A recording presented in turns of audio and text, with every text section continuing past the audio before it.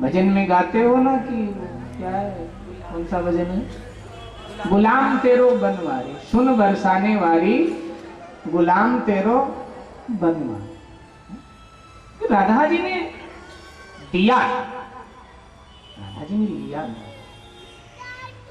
लिया नहीं, इसलिए गुलाम हो गए, गोपियों का गुलाम हो गए। दुनिया के लिए दाता है, ब्रज वालों के लिए कंगाल है। थोड़ा गहराई में देखना झांक कर भागवत की। उद्धव एक बार नहीं कई बार आए, उद्धव द्वारिका से कई बार उद्धव ब्रज आए, लेकिन भगवान ने ब्रजवासियों के लिए कुछ भेजा नहीं। जबकि गरीब थे ब्रजवासी, कुछ कपड़े कुछ मिठाई ऐसा कुछ भी नहीं भेजा। क्यों? उद्धव ने कहा, भगवान ने कहा हमेशा लिया है, उन्होंने में दिया है हमेशा। अब मैं कुछ देने की धृष्टता करूंगा तो कहेंगे द्वारिका में जाके मचल गया है, संपदा का वो दिखा रहा है, इसलिए नहीं, उन्हीं से मेरे लिए लाना। और ब्रज ने तो भगवान को वो दिया जो कोई ना दे, ब्रज ने तो प्रेम दिया है। रुपया पैसा सब जगह मिल जाता है, प्रेम तो कोई बिरला दे पाता है। और भगवान को तो प्रेम चाहिए भैया, रुपया पैसा तो हमारे भाव में अर्पित करते, उसे प्रेम चाहिए। तो सुदामा जी भी निष्काम भक्त, सकाम नहीं निष्काम। गांव में उनकी झोपड़ी है, अपनी झोपड़ी में बैठे भजन करते हैं। गांव के लोग जितना दे जाते हैं उतने में सुदामा जी अपना गुजारा चला लेते हैं, कभी किसी के द्वार पर मांगने नहीं जाते, भजन करते, ये जपे हरि नाम। अकेले आदमी को ज्यादा कुछ चाहिए भी, गुजारा चल रहा। समय बीता, सुदामा जी महाराज का विवाह हो गया, पत्नी आ गई, लेकिन अब भी गांव के लोग इतना आटा दाल चावल दे देते हैं जिसमें सुदामा उनकी पत्नी का गुजारा हो। और वैसे भी कहावत कही जाती है कि गुजर करो तो चाहिए क्या, और मौज करो तो है ही क्या। अगर गुजर करना है तो गुजर बसर भगवान आराम से सबका चला देते हैं, लेकिन जब व्यक्ति मौज करने के लिए सोचता है तब फिर दिक्कत आती है, फिर अभाव लगता है, फिर अभाव खटकता है, फिर तो कितना आ जाए सब कम लगता है, फिर तो कमी ही कमी नजर आती है। जब मौज करना चाहता है व्यक्ति तब कमी नजर आती है, ये कमी है, ये नहीं है, वो नहीं है। और गुजर करने के लिए तो आराम से भगवान सबका गुजर बसर चला देते हैं। और संसार में गुजर करना चाहिए, मौज गुजर करना चाहिए, गुजारा करना चाहिए। वैसे भी सुदामा जी की जो पत्नी है बड़ी सच्चरित्र है, बड़ी उदार, कभी भी पति से कुछ मांग ही नहीं करती। जिस हाल में पति रखते हैं उसी हाल में वो प्रसन्न रहती हैं, और यही पत्नी का धर्म है, जिस हाल में पति रखे उस हाल में उसे प्रसन्न रहना चाहिए। यथा नामे तथा गुणे, जैसा नाम है वैसा गुण भी है उनमें। उनका नाम है सुशीला, और जैसे नाम है सुशीला वैसे हैं भी सुशील। नाम के अनुसार गुण, अन्यथा नाम के अनुसार गुण कम पाया जाता है। कईयों का नाम होता है शांति बहन जी, लेकिन शांति बहन जी पूरे मोहल्ले में क्रांति मचा के रखती है और नाम है शांति। लेकिन यहाँ ऐसा नहीं, यहाँ यथा नामे तथा सुशील। समय का चक्र आगे बढ़ रहा है। सुदामा जी के 4 संतानें हुई, क्रम से एक के बाद एक, कुल मिलाकर 4 संतान, 4 पुत्र, पुत्रियां नहीं 4 पुत्र। धीरे धीरे बड़े खाने लाए। अब इतना नहीं आता कुटिया में जिसमें सुदामा और सुदामा के परिवार का गुजारा चल जाए, इतना नहीं। भाई देने की भी एक सीमा होती है, कोई कब तक देगा और कितना देगा। और वैसे भी बुरा लगे तो क्षमा कीजिएगा, युग कोई भी रहा हो लेकिन समाज का जो दर्शन है लगभग एक जैसा। तब से अब तक लोग गरीब को देते तो हैं, पहले भी देते थे और आगे भी देंगे शायद। समाज के धनवान गरीब को देते तो हैं, लेकिन देने के बाद में उनका दर्शन नहीं ठीक होता। देने के बाद में लगभग वो गरीब को गरीब ही देखना चाहते, कभी ये भाव नहीं होता कि ये अमीर बन जाए, धनवान बन जाए, ये द्वार द्वार न जाए। अन्यथा तो कई बार देखा जाता है कि गरीब थोड़ा मेहनत मजदूरी करके 4 पैसा इकट्ठा करे, अपने बच्चों को थोड़ा बढ़िया कपड़ा पहनाने लगे, थोड़ा घर मकान, तो समाज के कई धनवान बनने लगते हैं। अरे भाई आजकल तो बड़ा ठाट बाट हो गया, चमक हो गया। कल तक तो आकर के गिड़गिड़ाता था, रोटी नहीं होती थी, शरीर पर कपड़ा नहीं होता था, मजदूरी करता था, हमारे यहाँ नौकरी करता था, और आज इसका मतलब कि दर्शन ठीक नहीं। एक स्थिति सुदामा जी के जीवन में बड़ी भयानक आ गई। सुदामा उनके परिवार को 21 उपवास कुछ आया नहीं। बच्चे रो रो कर माँ से कहते माँ रोटी दे दो रोटी। सुशीला जी कहते बेटा रात हो गई सो जाओ, जब सुबह उठोगे ताजा भोजन बना के खिलाऊंगा। अब बच्चे सोने का प्रयास तो करते हैं लेकिन भूखे पेट सोया कहां जाते, नींद कहां, तारे गिन गिन करके नींद बिताते हैं। झोपड़ी टूटी है, चारों तरफ से हवा आ, ना कुछ ओढ़ने को ना बिछाने को, ठंडी। सुबह होती है फिर वही पेट की आग, माँ रोटी दे दो भूख लगी है। सुशीला जी कहते बेटा धूप निकल आई है, थोड़ा खेल करके आ जाओ, दोपहरी में भोजन बनाओ।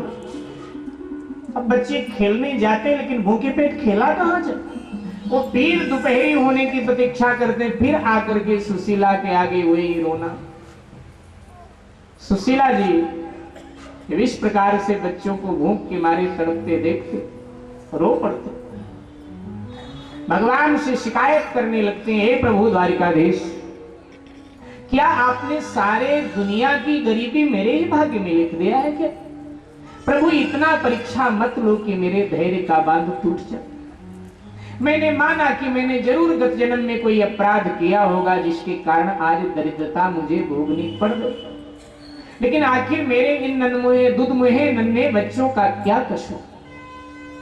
हर माँ अपने बच्चे को भोजन देती है, अच्छे कपड़े देती है, खिलौने देती है, मिठाई देती है, पैसे देती है। खिलौने, मिठाई, कपड़े, पैसे देने दूर, मैं कितनी अभागन माँ हूं कि अपने बच्चों को भरपेट रोटी भी मैं नहीं दे सकती। हे प्रभु, अगर इतनी गरीबी देनी थी तो ये 4 संतानें क्यों दिया? मुझे बांझ बना दिया होता, मैं कोई शिकायत ना करती प्रभु। अगर संतान भी है तो खाने को भी दो, रोटी भी दो प्रभु। मैं माँ हूं, मेरा इनका रोना मुझसे नहीं देखा बाप। और जब सुशीला रोने लगी, सुशीला के बच्चे भी मेरे भाई बहन सुशील होते हैं, उनको समझते देर न लगी कि बार बार हम माँ से रोटी मांगते हैं, इसी वजह से माँ रो रही है।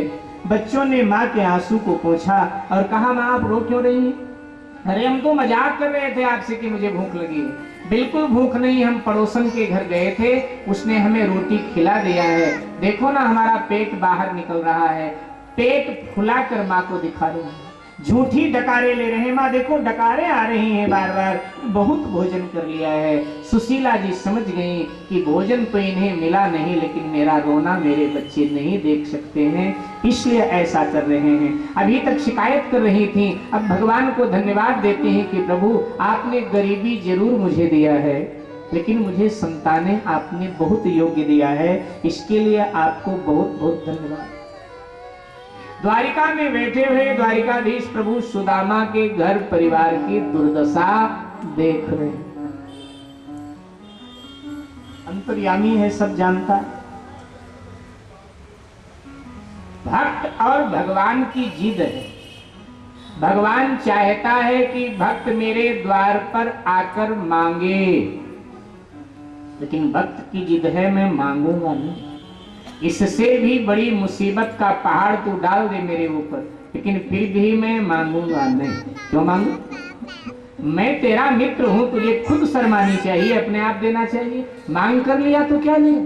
अपने आप देगा, दामन फैला के ले लेंगे, अगर देगा नहीं तो मैं मांगने वाला नहीं। जिद है दोनों के, भजन करते हैं सुदामा जी लेकिन मांगते नहीं। और आप सबको पता है कि भक्त और भगवान की जब आपस में ठन जाती है तो कहीं न कहीं भगवान को ही झुकना पड़ता, कहीं न कहीं भगवान को अपनी जिद तोड़नी पड़ती। बिंदु जी महाराज की लोक विख्यात पंक्तियां हैं, आप सबने इन पंक्तियों को सुना होगा, पढ़ा होगा। प्रबल प्रेम के पाले पड़कर प्रभु को नियम बदलते देखा, अपना मान टले टल जाए लेकिन भक्त का मान न टलते देखा। जिनके केवल कृपा दृष्टि से सारे जग को पलते देखा, उनको ही गोकुल में माखन के लिए 100 बार मचलते देखा।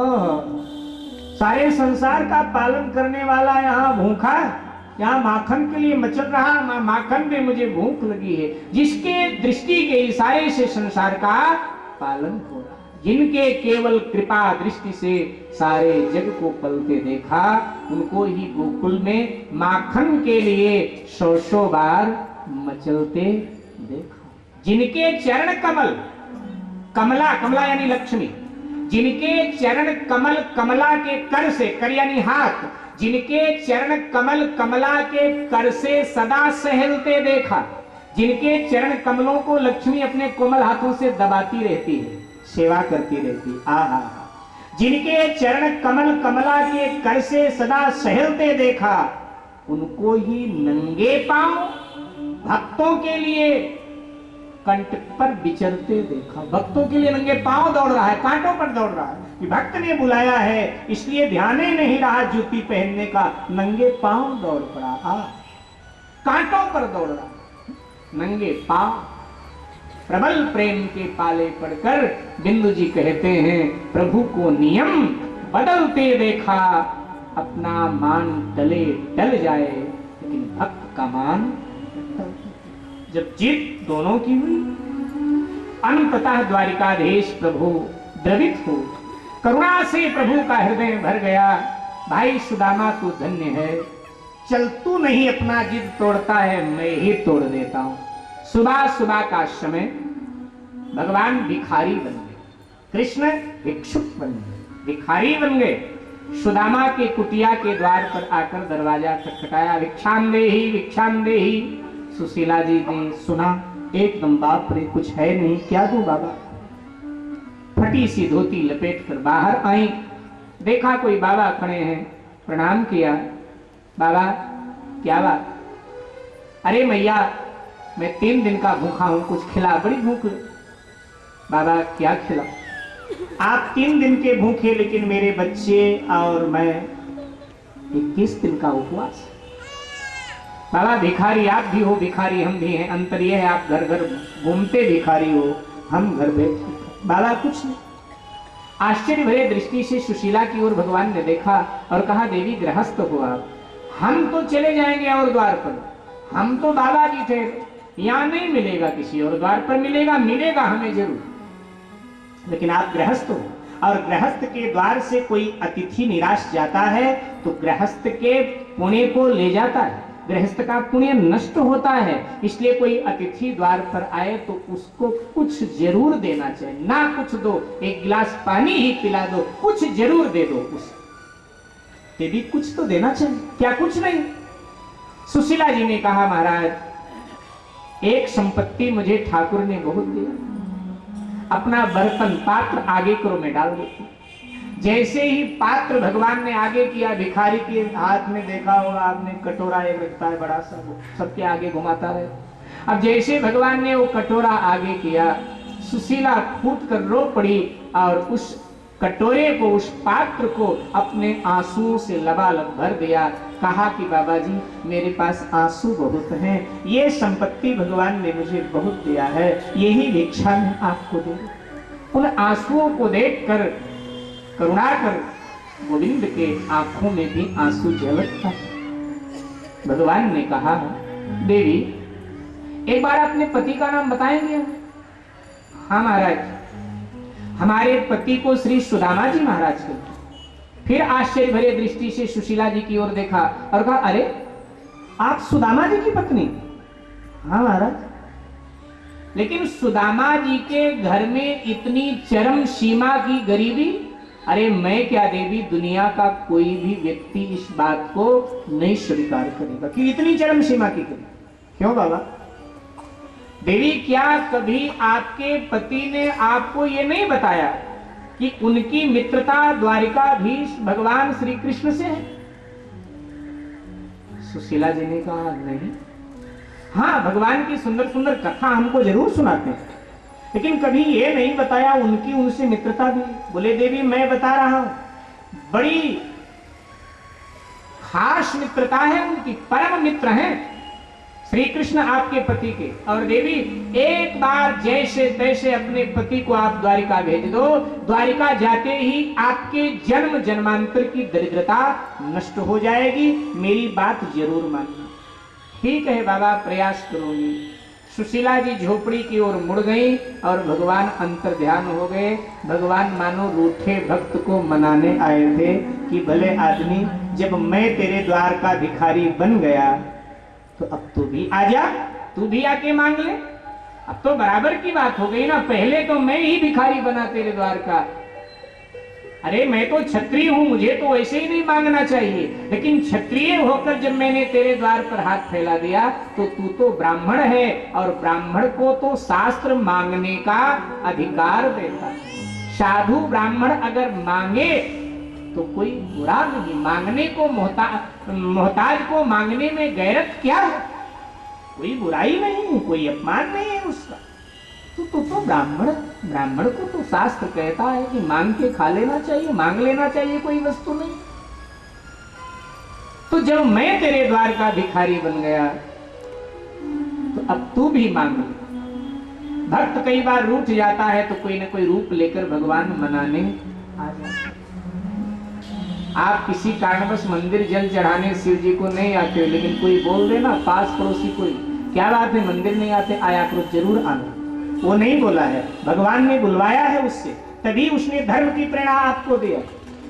अगर धर्म की कोई बात कहे आप मान लेना, जरूर कहीं ना कहीं भगवान ने ही बुलवाया कि भाई मंदिर आया करो, जल चढ़ाने,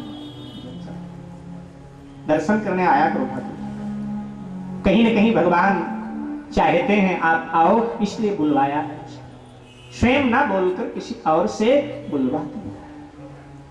कई बार भक्त रूठ जाए, भगवान किसी न किसी बहाने मनाने आ जाते, स्वभाव। सुशीला जी, भगवान अंतर्ध्यान, सुशीला जी आ गई जहां सुदामा जी बैठे थे, प्रणाम किया और कहने लगी, पतिदेव एक बात बताओ, ये अपने द्वारिकाधीश भगवान आपके मित्र हैं क्या?